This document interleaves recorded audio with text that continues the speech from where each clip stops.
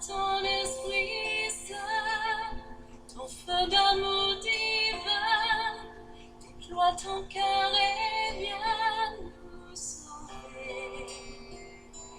Délivre-nous de nous, délivre-nous de tout, ceux qui refusent en nous de t'aimer. Descends de ton agneau, déverse son flot, des abondantes eaux de ton pardon.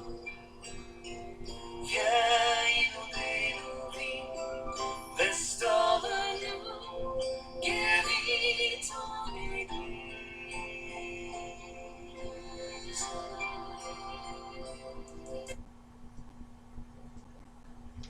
Chers frères et sœurs du Christ, l'évangile de ce jour présente un lépreux demandant à Jésus de le purifier. Si tu le veux, dit-il, tu peux me purifier. Marc chapitre 1, verset 41. Pris de pitié, Jésus étendit la main et le toucha. Jésus lui dit, « Je le veux, sois purifié. » À l'instant, la lèpre le quitta et le lépreux fut purifié.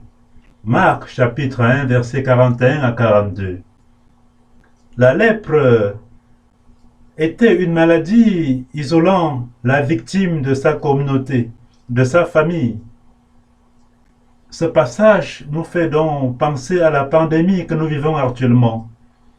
Elle nous permet donc de réfléchir sur la pandémie dans la foi et la foi dans la pandémie. Mes frères, mes sœurs, la Bible n'est pas un code de conduite ou de mesure médicale. Elle n'a pas été écrite dans une faculté de médecine ou encore dans une clinique quelconque pour qu'on y cherche des recettes médicales ou des doses pour un vaccin préventif ou pour un sérum curatif. Toutefois, la Bible n'est pas ignorante des dangers qui guettent une vie ou une santé exposée aux microbes et aux maladies. Elle reconnaît les vertus médicinales et thérapeutiques. C'est en Siracide ou Ecclésiastique au chapitre 38. Elle invite donc le croyant, la croyante, elle invite son lecteur à beaucoup d'hygiène, sinon à plus d'hygiène. Il est en effet assez curieux de noter dans l'Écriture quelques versets touchant ce que nous appelons aujourd'hui les mesures barrières, c'est-à-dire la distanciation physique, la mise en quarantaine, le lavement des pieds, le lavement des mains et bien d'autres. Au sujet de la lèpre, il est dit que le lépreux, le prêtre allait constater par une sorte de test visuel qu'une personne était affectée par la lèpre. Le livre des Lévites au chapitre 13, versets 45 à 46, donne quelques dispositions pour cela. Le lépreux, dit le livre, le lépreux ainsi malade doit avoir ses vêtements déchirés, ses cheveux défaits, sa moustache recouverte, et il doit crier « impur, impur ». Il est impur aussi longtemps que le mal qui l'a frappé est impur. Il habite à part. Il habite à part et il établit sa demeure hors du camp, à part et hors du camp. Le lépreux devait donc se distancer du peuple et le peuple allait se distancer de lui. Il était mis en quarantaine jusqu'à sa guérison attestée. Lévitique chapitre 13, verset 17. Le livre de l'Exode recommande par ailleurs les ablutions, les lavements de mains, les lavements de pieds, surtout quand on approche la tente du rendez-vous, le lieu de la rencontre avec le Seigneur. Exode chapitre 30, versets 18 à 21. Enfin, il y a ce verset d'Isaïe qui nous ferait penser à ce qu'on appelle le confinement. Isaïe dit, citons-le, « Va mon peuple, rentre chez toi, ferme-toi sur les deux battants, cache-toi un instant. Cache-toi un instant. Isaïe, chapitre 26, verset 20. Mes frères, mes sœurs, face à la pandémie du Covid-19, l'Église a été contrainte de respecter les mesures sanitaires au dépend même des exigences de son espace liturgique et évangélique propre. L'Église a sûrement perdu pendant la pandémie ou à cause de la pandémie beaucoup d'hommes et de femmes de foi, mais elle n'a pas perdu leur foi en Dieu. Devant la calamité que la pandémie aura créée de par le monde, certaines personnes ont dû perdre leur foi, redoutant l'amour de Dieu, redoutant sa bonté, régnant même sa toute-puissance. Tant l'ampleur mondiale de ce mal est grande. Cependant, d'autres personnes ont retrouvé les chemins de la foi et de l'espérance, malgré la catastrophe humanitaire engendrée par la pandémie. Elles ont réfléchi sûrement comme Pierre, disant « Seigneur, à qui irions-nous devant cette pandémie? À qui irions-nous? Tu as les paroles de la vie éternelle. » Jean chapitre 6, verset 68. Elles ont gardé, pourrait-on dire, le courage de l'avenir, le courage de l'espérance pratique en temps de crise comme le nôtre. Oui, c'est le psalmiste qui disait « Même si je traverse dans un ravin d'ombre et de mort, je ne crains aucun mal, car tu es avec moi, Seigneur. Ton bâton, ton appui, voilà qui me rassure. » C'est le psaume 24, verset 4. Mes frères, mes sœurs, la grâce de Dieu en temps de crise reste la même. La grâce de Dieu n'est pas en confinement, bien que l'espace physique pour la recevoir puisse être restreinte à cause de la pandémie. La pandémie nous aura appris d'autres manières de vivre la présence de Dieu, d'autres manières de croire et d'espérer en lui, de prier et de l'aimer, lui et notre prochain comme nous-mêmes, dans un espace autre que celui auquel on était habitué jusqu'à-là.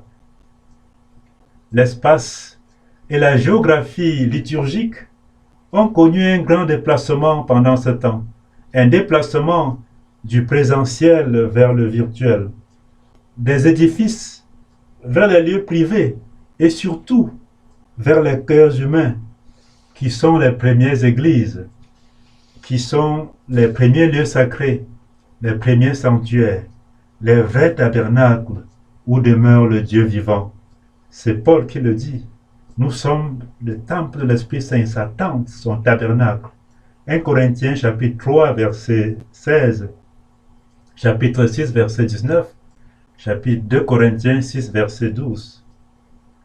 La pandémie aura sûrement changé nos manières de croire et de vivre la foi, mais elle n'aura pas atteint ni éteint notre foi en Dieu, oui, en ce Dieu unique, cette foi qui reste la même.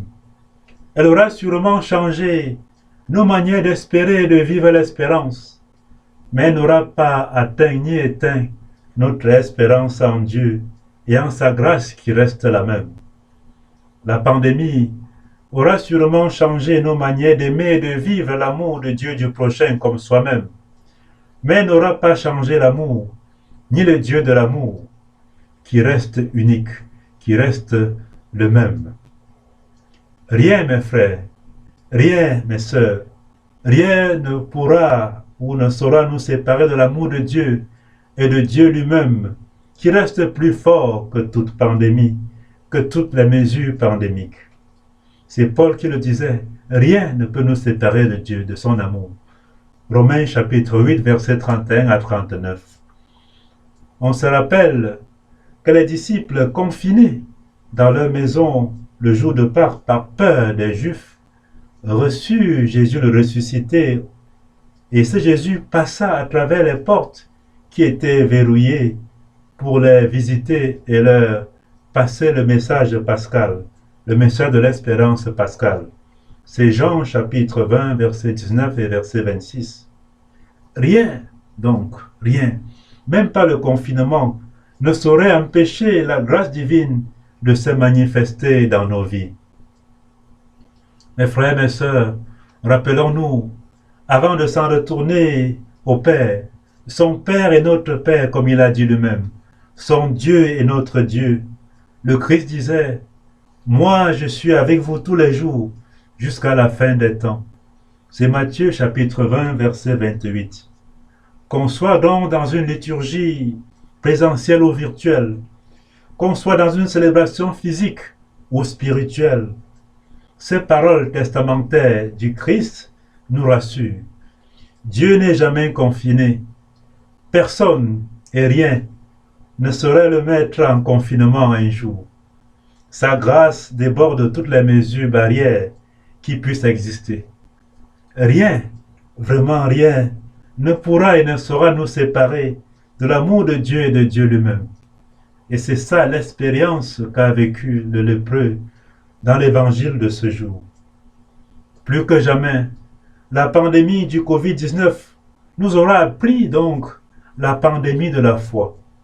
La foi, comme un virus, et plus qu'un virus, se doit de se répandre partout dans le monde. Oui, non pas pour nous communiquer une maladie quelconque, mais pour nous ouvrir au Seigneur, pour nous ouvrir à son royaume. La pandémie nous aurait également appris plus que jamais la pandémie de l'espérance, la pandémie de l'amour, malgré les distanciations physiques, la séparation et l'isolement imposés par la dite pandémie. Mes frères, mes sœurs, nous aurons résisté à la pandémie du Covid-19, même si plusieurs des nôtres y ont laissé leur vie, en ont été affectés, blessés pour tout le restant de leur vie.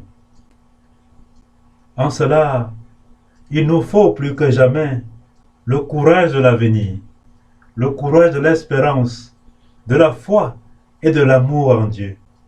Il nous faut le courage en l'humanité et en la fraternité humaine.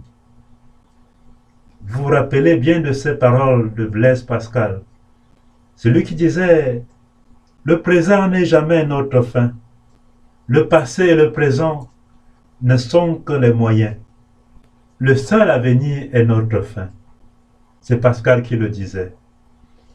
Or, seul Dieu est notre fin, et seul il a de l'avenir, parce qu'il est éternel, parce qu'il est, parce qu'il était, parce qu'il sera, pour les siècles des siècles. Bien-aimés du Seigneur, s'accrocher ainsi à Dieu n'est pas un refuge lâche, c'est au contraire une espérance théologiquement médicale en pleine pandémie. Car qu'on soit encore vivant ou déjà mort de la Covid-19 ou de toute autre maladie, Dieu est le médecin, ne l'oublions jamais. Il est la santé même de l'être humain. Si tu es malade, écrivait Augustin, pense à la santé. Or, la santé, c'est le Christ. Pense donc au Christ. C'est pourquoi il pouvait briser les mesures barrières de son temps pour toucher et guérir le lépreux comme il a fait dans l'évangile de ce jour et pour guérir bien d'autres malades de son temps. Le salut est ultimement la santé, pas seulement la santé biologique, mais surtout et aussi la santé spirituelle. Le salut est la santé totale de l'être humain, de tout l'être humain. À lui soit la gloire à notre Seigneur pour les siècles des siècles. Amen. Sois le Seigneur, le chant de notre cœur, du Dieu où tu